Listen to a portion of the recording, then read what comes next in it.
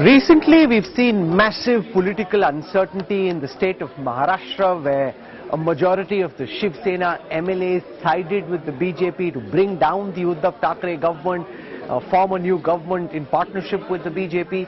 But what we are seeing in UK is at a completely different level of politics.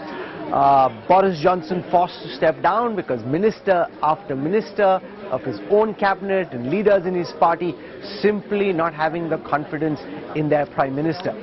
Joining us for perspective on this fascinating political story and what could happen from here is one of the best known journalists in the United Kingdom. We've got Martin Wolf of the Financial Times joining us at this moment on India Today. Mr. Wolf, welcome, and it's fantastic to have you back with us on India Today. Great pleasure.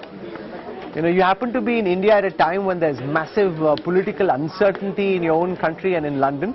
What do you think was the last straw? Because from what Boris Johnson had been saying in public, he was a man who was refusing to step down. No matter what the scandal, what the controversy, he wanted to bash on regardless. What do you think took Bojo down? Well, I think it's reasonably clear and surprising in a way. There's been a long series of what might seem individually minor scandals, and in each of them the Prime Minister has been caught breaking the rules or lying, sometimes even to the House.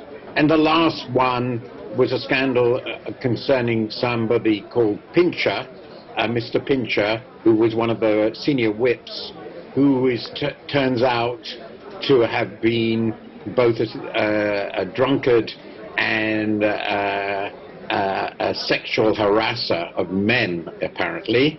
And Boris Johnson knew of this about him, but appointed him anyway. And when it came out, he seems to have lied about his knowing about it, and that then came out. And I think for many senior cabinet ministers, that was just too much. They just swallowed too many lies, and they felt this was going to go on and on and on. And so Rishi Sunak, our Chancellor, and Sajid Javid particularly, who's our Health Secretary, together resigned, and that really started off the run which we've seen.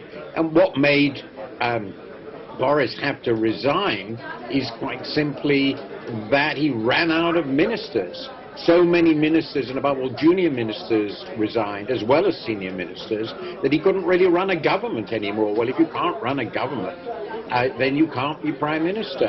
And behind all this, of course, is the Conservative Party's concern, always dominant, that Mr. Johnson had become a liability in politics, that he was going to lose the next general election, as he'd lost recent by-elections, so they had to get rid of him in favor of somebody else. And the Conservative Party has done this very often. It's not very surprising or new.